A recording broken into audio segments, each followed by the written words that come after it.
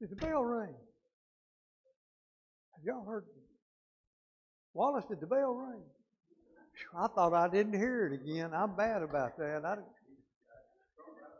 didn't know. I thought, well, I didn't even hear it.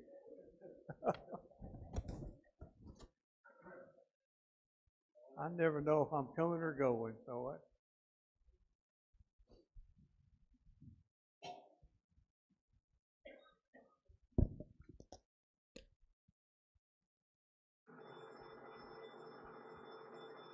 heard that. Morning, morning.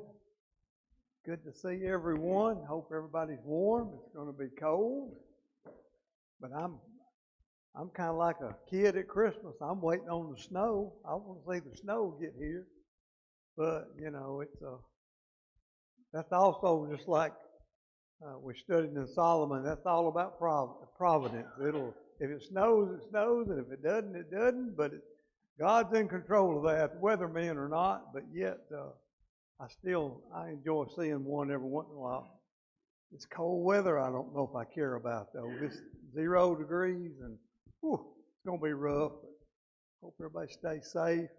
Keep your pipes from bursting. Leave the water running because it's going to get cold for a couple of days.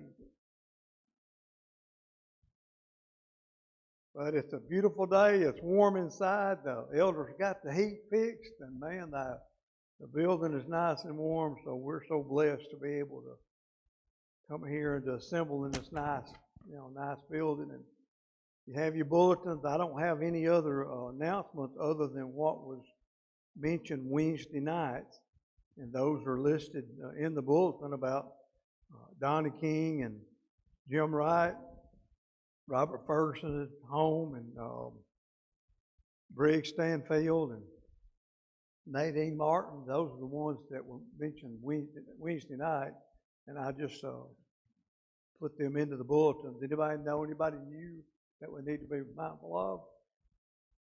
I know there's always sick. Yeah.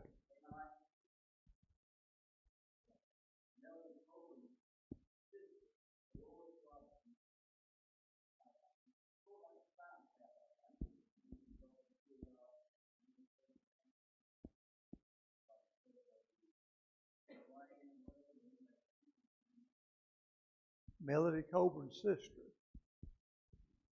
Wow, hope it's nothing serious. They can take care of whatever they need to, but be mindful of. What was her name? Robinson. Robert, okay. Say, I can't hear. I struggle. But I read your lips. When we wore the mask back in COVID, I was lost because I read lips mostly, and man, I would go in and if you see us out, Diane always goes up and orders. I get the food and I get the drink and do that stuff. But she goes and orders because I can't. If they ask me a question like, "You want onions?" I say, "Sure." I don't know, whatever. I don't know. So I have to. I'm just not able to hear well. But with yeah. yeah, yeah, the mustache. I can still read through that. Yeah, but those of you who are not there yet, as we're going to see in chapter 12 of Ecclesiastes, that what it means to get older, and the whole book, as Solomon has been writing, is trying to have a full life without God. And he's bringing it all to a conclusion. We're going to be in chapter 10 and maybe part of chapter 11, I'm not sure. But he's bringing it to a conclusion. And it's actually, he started reigning when he was about 20. He reigned 40 years, and Ecclesiastes appears to be written in his latter years. So he was about 60 years old, which that's not old for us today. 60 is the new 40. People retire at 60, and you're still active and very able to do whatever we want to do. But the older you get, just with God's providence and God's one thing we haven't talked about is God's natural law. And not only does providence have a part to play in it, But God has set His natural law in place, and the law of nature, and that is when you live long life, you get old and your body wears out. Your body parts wear out. And that's just the natural law. And so Solomon's trying to figure all this out, and some folks don't know if he repented or if he's seen the light, if you will, or I seem to think that he's toward these last chapters when he speaks more about some of the wisdom, some of godly wisdom comes into play, not just human wisdom. And he's been doing that the whole book, human wisdom, and trying to determine why he can't have a life of fulfillment with just human wisdom. And he's realizing that he can't do that we can't make it without God. And so we're getting there. We're getting to the point, in my opinion, and it's just when you do research on the book of Ecclesiastes, there's so many opinions and commentaries and different thoughts that it's just you just have to read the scriptures and let the scriptures tell you the best they can, and then draw your own conclusions. For again, this is not a book about doctrinal issues about what to do to be saved or all those things, but it's about how to live a full life, and that is with God, as following God and His Word. I didn't mean to get into that. Sometimes I can't think of a word to say, and then sometimes they just kind of come out. So, like Solomon says in I believe it's chapter 11, he says, enjoy the light when it's there. So when the light is there, when the words come out, I have to enjoy it and go with it. And then when it's not there, I just have to deal with it. And he mentions, I have learned so much from this book, so much about wisdom, and also the weakness and folly of man, and how to rely and depend upon God. And I hope it's blessed you as we finish out this book. I hope that it'll help us all to live closer to God. But hey, Mike, yes, sir. I don't want to jump ahead of you. You go right ahead. But in regard to the comments you made a moment ago, Solomon begins to realize what's happened, and maybe in chapter 12. Yeah. Remember now? Yeah. Our Creator in the days of life. I think he's beginning to realize the mistakes he's made. Actually, the last two verses of chapter 11, actually, in my opinion, should go with chapter 12. But the last two verses of chapter 11, he actually leans that way, and he even talks about a tree leaning, and we're going to talk about that in a minute as well. But I didn't mean to get into all that, but if nothing else, let's have a word of prayer before we begin our study, and we'll begin our study in Ecclesiastes. Father, thank you so much for this another wonderful day of life you've given us to enjoy. Always grateful for the blessings you shower down upon us, especially our good health and our ability to be up and about, and especially to be here assembled with thy people, others of like precious faith, and always grateful for this time that we can engage in a study of thy word and open thy book and know that we'll be strengthened and edified and built up by not only studying thy word, but by being together and enjoy a period of fellowship one with another. We're grateful for the congregation here. Continue to bless us as we strive to serve thee on this side of eternity, and help us to be wise in the use of our blessings and the use of thy word, that we might do those things that will please thee and bring honor and glory unto thee. We're always mindful of those less fortunate we are, those that are sick and grieving and struggling, and those that need thy help, and especially all those in our bulletin, and Melody Coburn's sister that we mentioned this morning, and others that need thy help. Pray, Father, you might bless each one, and all those that stand in need, that they might gain what they need to take up much more place in life again. But most of all, Father, we pray that all will have things well with them spiritually, that they will have looked into thy word, and they might render obedience unto thee, that even when this life is over, they might have the home in heaven with thee. Thank you for the church. Thank you for the congregation here and the world over. Continue to Bless us, bless our teachers, those that are willing to stand before classes. And we're especially mindful of the bad weather that's coming up, and we're mindful of so many that homeless, whether they choose to be or beyond their control. We pray, dear God, they might have warm places to stay and food to eat, that they might be protected from the elements, and most of all, that they might look unto Thee from whence the blessings come. Thank you for loving us. Thank you for Jesus. Forgive us when we fail Thee and are willing to repent. In Christ's name we pray. Amen. All right, I've already got into kind of the introduction. We finished up chapter 9 last week, chapter 10, and we've seen through 7, 8, and 9 that Solomon's talking about wisdom, and it's human wisdom, and we have to admit that a lot of the wisdom he talks about is beneficial. There's a lot of wise words he says. Even without God, the wisdom he's talking about is wise, but yet, even though you live wise humanly, you fail to have that fulfilled life without God.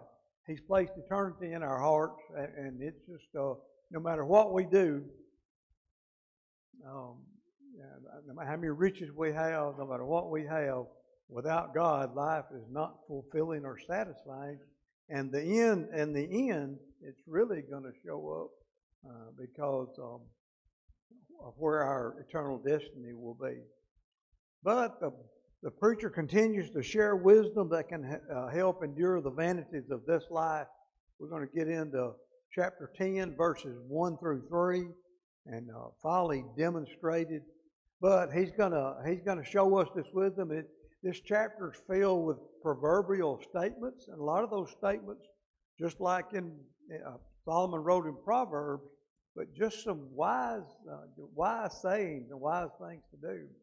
But yet, he's going to deplore folly. He's going to show that folly is not the route to go, and then one needs to be wise to even get along in this life. So we're going to read chapter 10,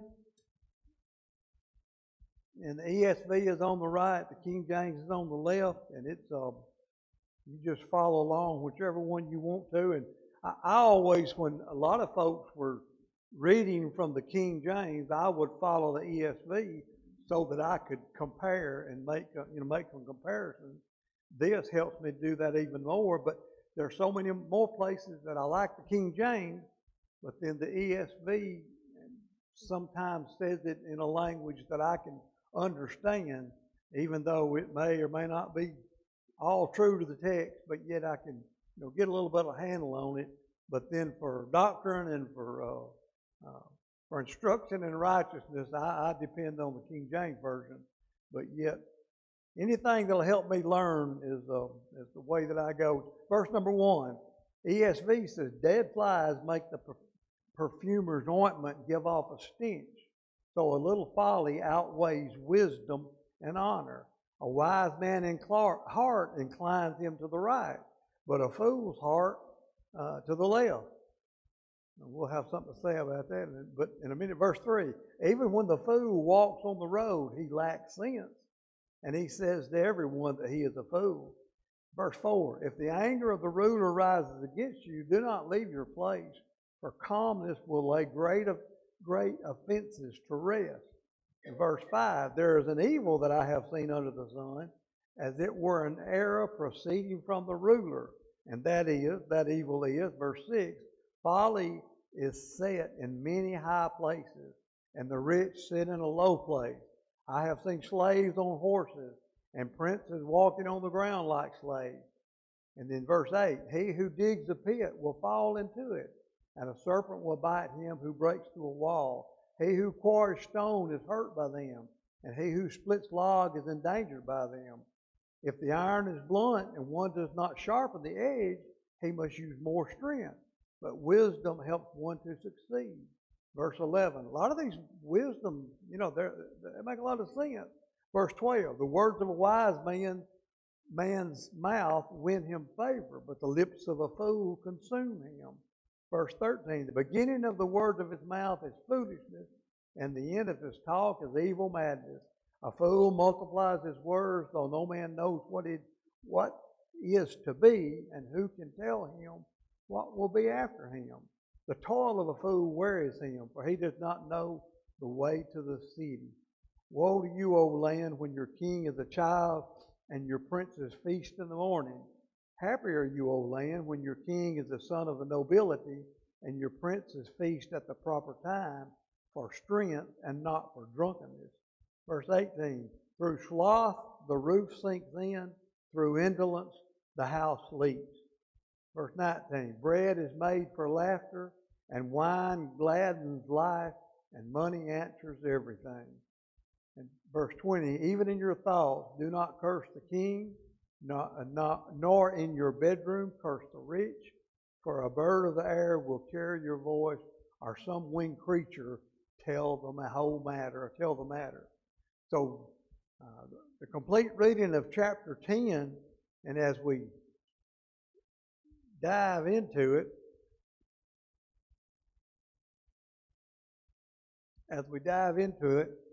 we'll see that it mars the finest of reputation. That's folly. He's talking about folly at first. Verses 10 and verses 1, it says, dead flies make the perfumer's ointment give off a stench. And of course, we know that any putrefaction spoils the perfume. And of course, they were, in those days, they were known for their perfumes, and especially for embalming and different times for merrymaking.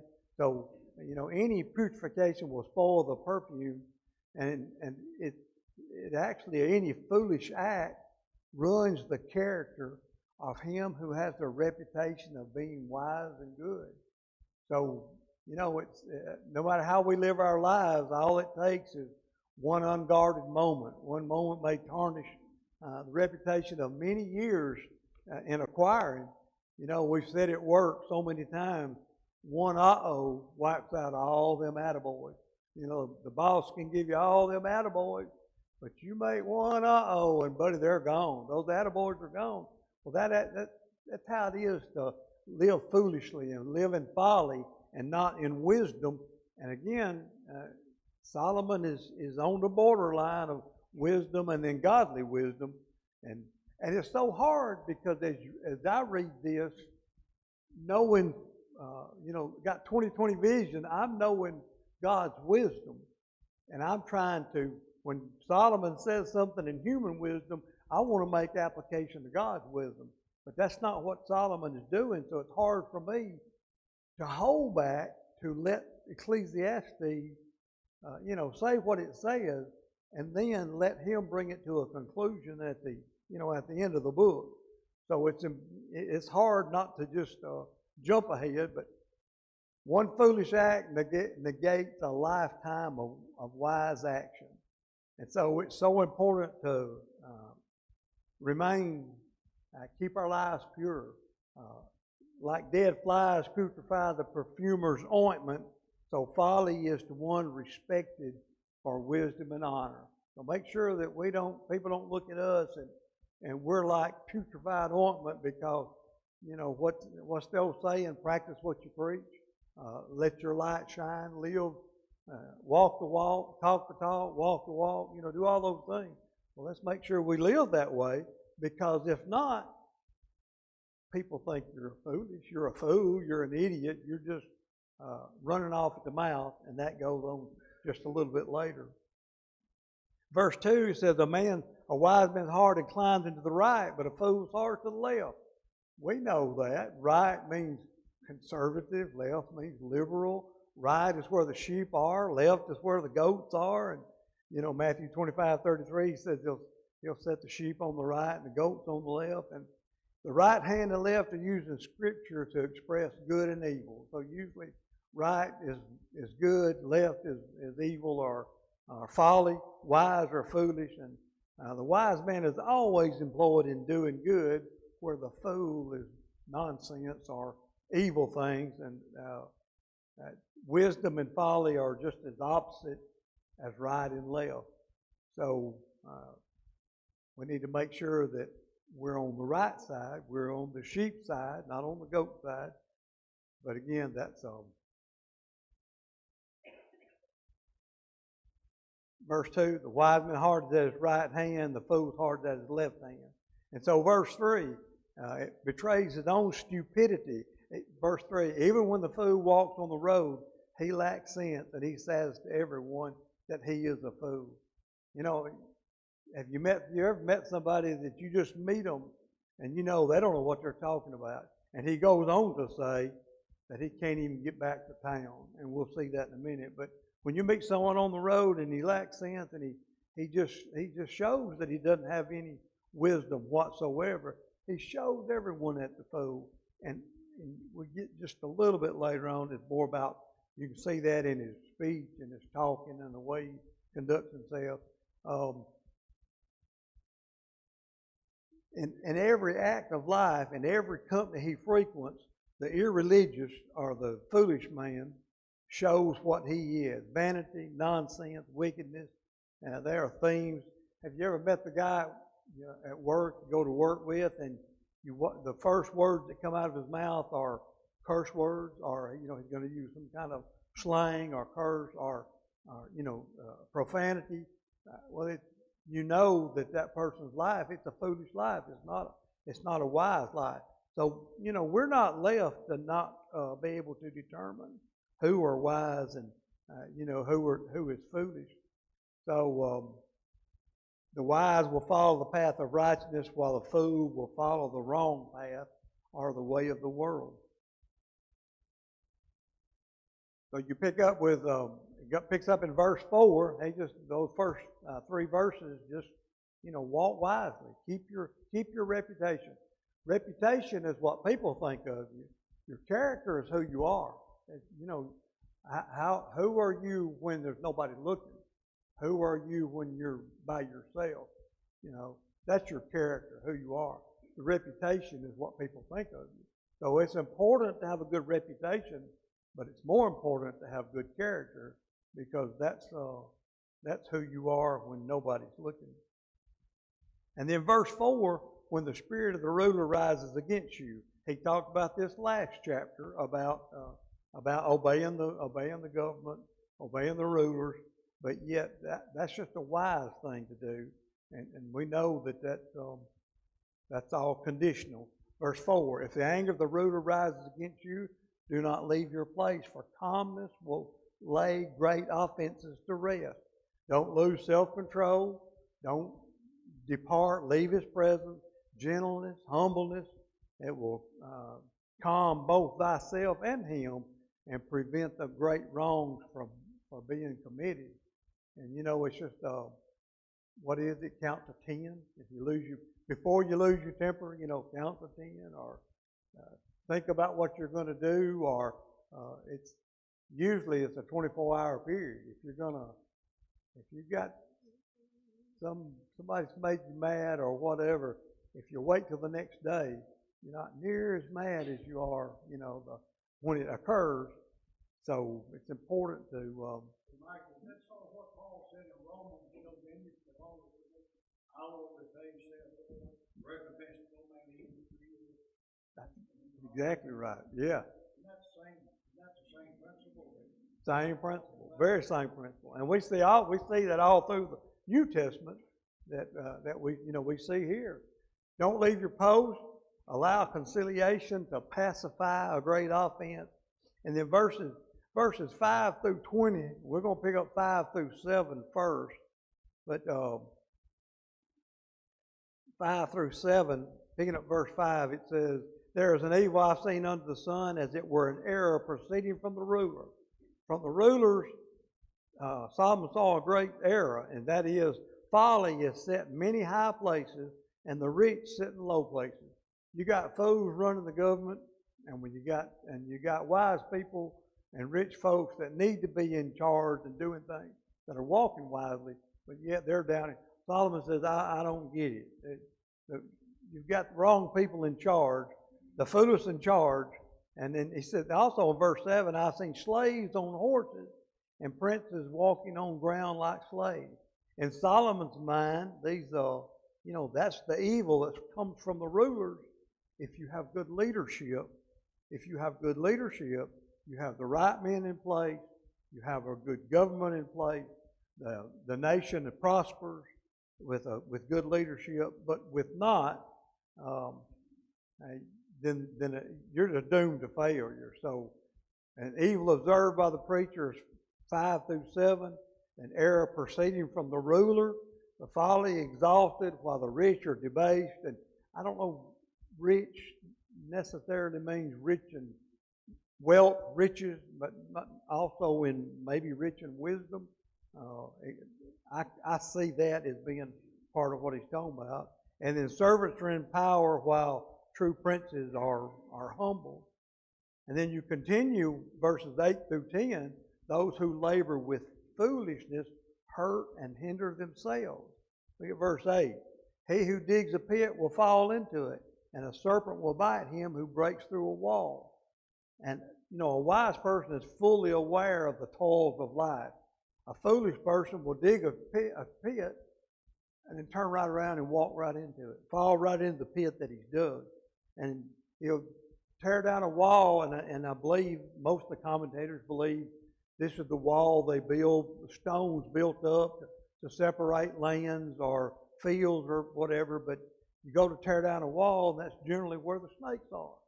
So a foolish man goes in and snatching and grabbing and tearing down the wall, and generally he'll get snake bit. Where a wise man will take precaution, in his toil. And so he'll make sure that he's aware of what's going on. And one commentator said, I believe it was Clark, said the meaning of these verses, which may be considered as common proverbs, is that those who are seeking and striving to injure others often bring mischief thereby upon their own heads. So, if you want to make a spiritual application to that, you're busy trying to tear down somebody else's hedge or dig a pit for somebody else to fall in. Generally, it's gonna fall back on you.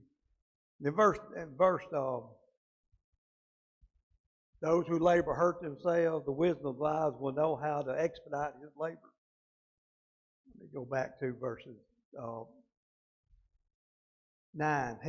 He who quarries stone is hurt by them. Who splits log is endangered by them. And then if the iron is blunt and one does not sharpen the edge, he must use more strength. But wisdom helps one to succeed. We can see the wisdom in that. If you've ever used a chainsaw and it's a dull, more work, more efforts involved, it's more likely to kick back, you're more likely to get hurt. If you've used the axe, it's all preparation and planning and being prepared for the work cuts down on the risk involved.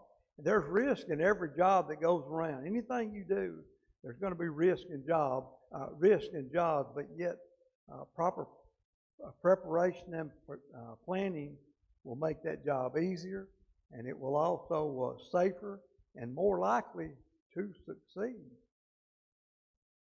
More likely to succeed. And then he goes on to even elaborate on this, verses 11 through 15. If the serpent bites before it's charmed, there is no advantage to the charmer. And you've all seen the Middle Eastern, the cobra coming up out of the basket, and the charmer playing the flute or whatever, and the cobra dancing around. There were those that could charm the vipers, and prevent them from striking. But he says, if a serpent bites before it's charmed, where's the advantage of the charmer? Well, if you don't make preparation, the snake's going to bite you. If you don't charm before you get bit, it's too late. You need to have good preparation and be prepared to that you can get hurt. If the snake charmer is unwise in his practice of his craft, he may be bitten. You're going to handle snakes, wisdom, and charm properly so as not to be bitten. And a spiritual application is knowing what to do to be saved is of no use if man puts it off till death overtakes him. Just like the charmer, if you know what the Bible teaches about salvation, but death comes first. Death bites first. That's of no use. So that's a spiritual application. That's just kind of thrown in for, that didn't cost anything. Verse 13, the beginning of the words of his mouth is foolishness, and the end of his talk is evil madness. Verse 14, a fool multiplies his words, though no man knows what is to be, and can tell him what to be after him. And so you can tell a fool by their speech.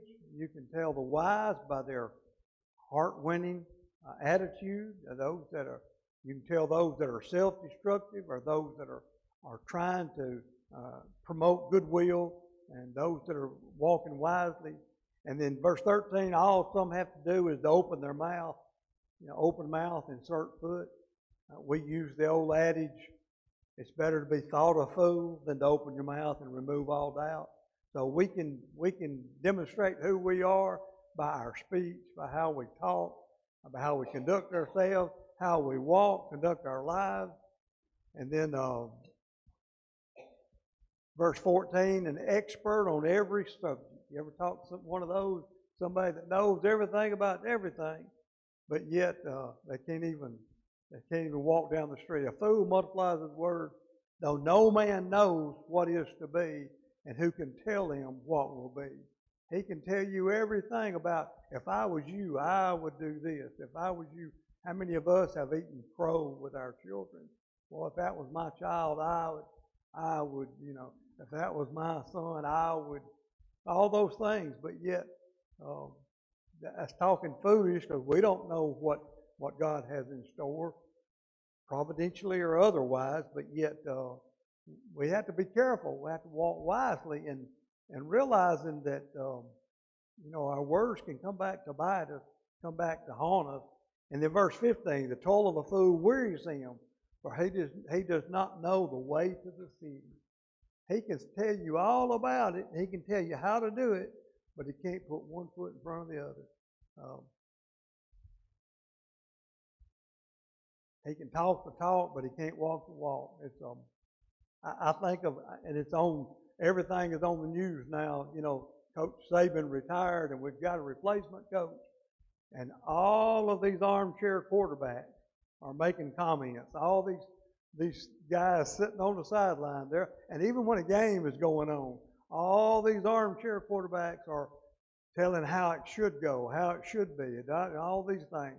But yet, they're not coaches. They're not, they're not in charge. And so it's important that the toil of a fool wearies him, for he does not know the way to the city. He can't even make it back to town without somebody helping him or some guidance. So Solomon is, you can tell Solomon is very high on wisdom. And worldly wisdom is what he's been pushing for, but he's getting back toward godly wisdom. They do not know how to hold their tongue. They do not know how to direct their labor, and they're just lost. A fool is just lost. And we've met them, and I've been one. I'm sure I've been there, but I'm trying to grow. I'm trying to act wisely. So verses 16 through 19, how folly and wisdom affect the condition of a country. And then woe to you, O land, when your king is a child, not being a baby, not being a child, but he's childish. Your child and your princes feast in the morning, and that feasting in the morning was the child being lacking material and intellectual growth. They lack wisdom. And the princes feast in the morning implies that they're partying all night. They ought to be sleeping and worrying about taking care of the nation, but yet they're partying all night. Isaiah 5:11 says, woe to those who rise early in the morning that they may run after strong drink, who tarry late in the evening as wine inflames them. And these princes are given to their lust and pleasure rather than serving the people. And so there's these princes, woe to them when these are the ones that are in charge. These fools are in charge, It ought to be wise folk. But then in verse 17, it says, happy are you, O land. So here's the folly.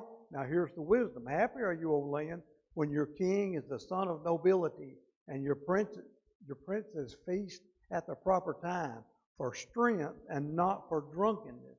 And so there's that happy is the nation ruled by an honorable king, and the people are serving the king, serving the people. Our politicians used to be servants of the people. Now, and I'm not getting into politics, but I've yet to see one that I know of that are not worried about serving self rather than serving people. But that's that's an opinion and a whole other thought. But we need wisdom in our politics. And then verse 18, through sloth the roof sinks in, and through indolence the house leaks. And that's back to the wise rulers and back to those that are willing to work and prepare. If you don't do things that need to be done, then your house is going to fall in on you. Don't put off for tomorrow what needs to be done today. Laziness and slothfulness is a characteristic of an evil person.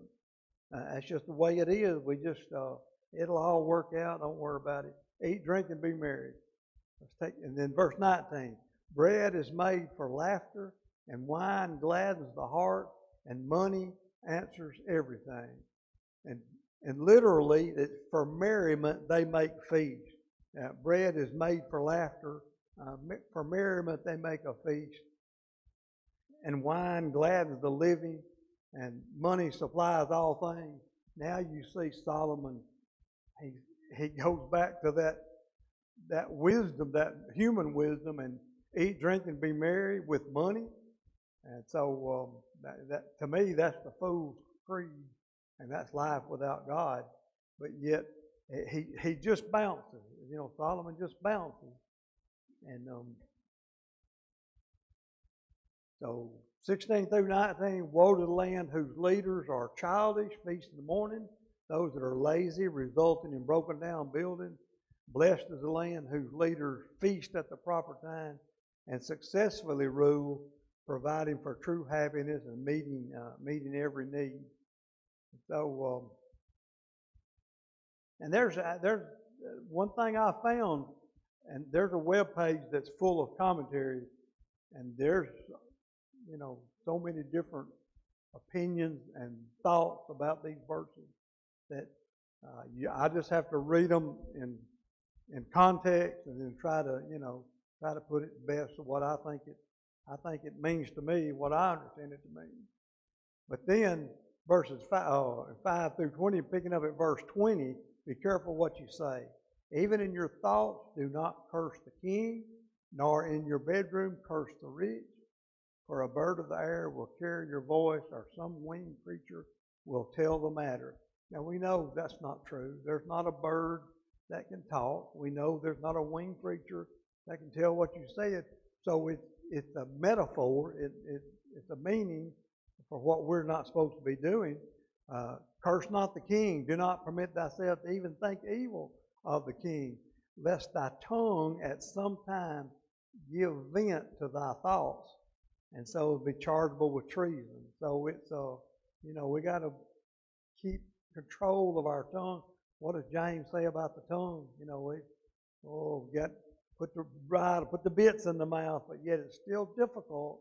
But we need to be careful what we say, and referring to the kings now because that's the context in which he's talking. But that goes to anything and everybody. Be careful what we say. Never know how words get out. How many times have we heard? Well, a little birdie told me. A little birdie told me that so and so is so and so. When the little birdie told me. Well, the king will hear of it by unknown and unsuspected hands, as if a bird had heard and carried the report of it. So you have to be careful what you think and what you say. So Solomon is, and we're at the end of chapter 10, and you still see him. I can still see that human wisdom coming through, but it's hard to pick out that godly wisdom. But it seems to be turning and changing. But then chapter 11 seems to, I can see a little bit more. Verse 20, do not curse the king, do not curse the rich. It might reach their ears, and so you just have to be careful about what you do. Into chapter 10. Chapter 11 only has 10 verses, and the last two verses I want to hold off for chapter 12, to start in chapter 12. So we've got just a few minutes.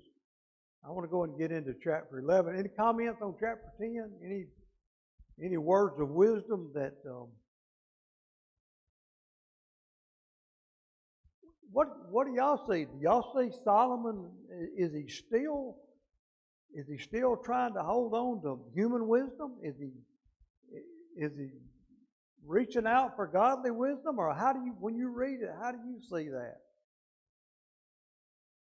It's tough. It's hard to pick out. I think I'm reminded of Paul's statement, in Romans 7, I believe it is, Paul talks about that which I would do, which is not do, back and forth. That's a constant. He's kind of in the twixt. In his mind. And to me, I see this in Ecclesiastes with Solomon. He's back and forth. Yeah. He knows what's right, but he knows what he wants to do over here. Yeah. It's difficult too when we read book, chapter, and verse. They break it down in verses, and you try to explain verse by verse. It really hurts the context. If you read the whole book of Ecclesiastes in one sitting and don't pay attention to the verses, just sit down and read Ecclesiastes, it takes on a whole meaning, because it seems like you see Solomon's nature and character coming out in his writing. When you try to break it down verse by verse, it makes it a little more difficult, and it does for me. So I've read it in whole several times, and I see him coming back. I hope that's what, and I hope he's coming back, but I see him coming back. But we pick up in let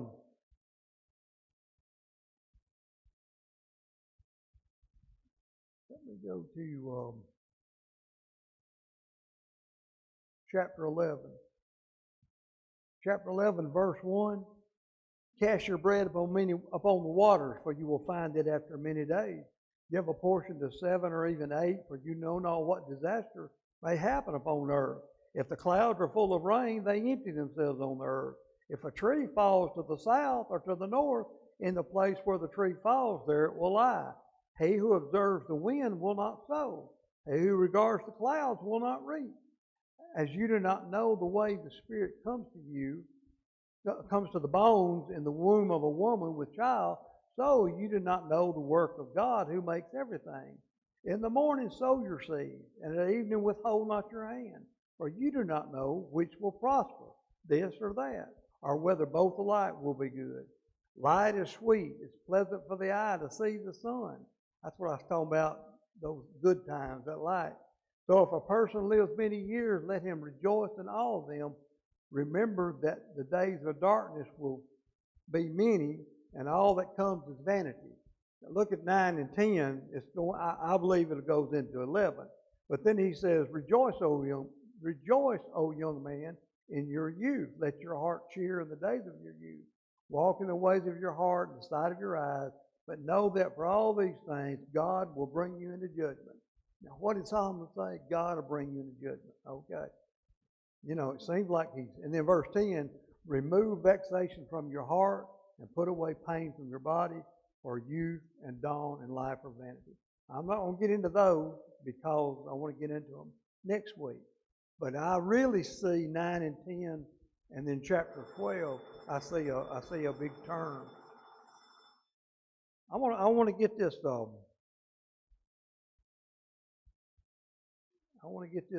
this first verse, but in this chapter, chapter 11, it's encouraging. He begins with encouraging benevolence and diligence as a way to guard against uncertain future. So I want to read that. Cast your bread upon the water, for you will find it after many days.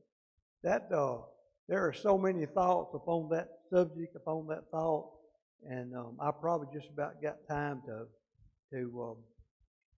get that verse right there. But it's actually one commentator says, by casting our bread upon the waters, willing to offer serving to many and not withholding our hands in the evening, our benefactors may serve us as well. That's verses 1 and 2. Verse 2, give a portion to 7 or 8, or even to 8, for you know not what disaster may happen upon the earth. And so it's important that we don't know what's happening, but the passage give with patience, and this is about a principle of sowing and reaping, and it teaches us to give and be willing to wait patiently for the harvest. You know, it doesn't teach about casting bread upon the water in that you put a piece of bread out on the water and you're going to get it back. You'll find that after many days, what's it going to be when you get it back? It's going to be soggy piece of bread, or it's going to be the fish have eaten it, or it's going to be destroyed. So again, this is a metaphor, and it'll eventually break down, and it's not going to be the bread. Some say the bread contains seed, and that when the bread would break down, the seed would fall on the shoreline, and when the waters receded, then the seed would grow. So you didn't know if you cast your bread on the water somewhere, somehow, it's going to produce fruit. And that's the thought. And one commentator refers it to the rice paddies. You plant rice, you sow it on water, and then you drain the rice fields when the rice comes up, when the paddies come up. So it's sowing your bread and likened it to the rice paddies. I don't think that's the case, but there's a Hebrew, a Mideast custom, and I read this I was Googling the internet and read this from a Hebrew scholar, that's not inspired. But the Hebrew Midwest custom was that said whenever they traveled in the desert, the caravan, that whenever they came to an oasis, they would always leave a care package, food, a blanket, raiment, or something. They would leave care package at the edge of an oasis. And so when the next person that came along, if they were stranded in the desert, or if they were in need, or they had need of something, they would have a care package. And he said the old custom was cast your bread upon the waters, leave your charity, leave your benefit upon the waters, and you will find that after many days, your charitable act will come back. You reap what you sow. We know the Old Testament the New Testament teaches about we'll reap in due season, in due time, not necessarily tomorrow or the next day. That's what the patience is all about. Yeah, and that seemed to make good sense to me. In Alaska and the Old West, they would do the line cabins, and they would actually supply these cabins for travelers and pilgrims and people that got lost or stranded. They would have somewhere to stay. But then when they left, if they were able, then they would leave it supplied, a pile of firewood, whatever it took, for the next person. It was all about charity. It was about benevolence. It was about giving. And then, we had the blessing box out here. We put stuff in the blessing box, and people would come by and get it. And it was a wonderful thing. It was very much used until we started getting blessings from other people that didn't need to be in there, and that hurt. But there's blessing box in town that the sign on there, it says, take what you need, leave what you can. If you need something, If you need it, take it. If you got something to give, leave it so somebody else can use it. So cast your bread upon the water, give a portion to 7 or even 8, for you know not what disaster may happen upon earth. He's saying, be charitable, be benevolent, show your love for mankind, and the blessing will come back to you. It's a guarantee. Reap what you, God's natural law. Reap what you sow. We'll take up there next week. Thank you very much. We'll pick up there next week.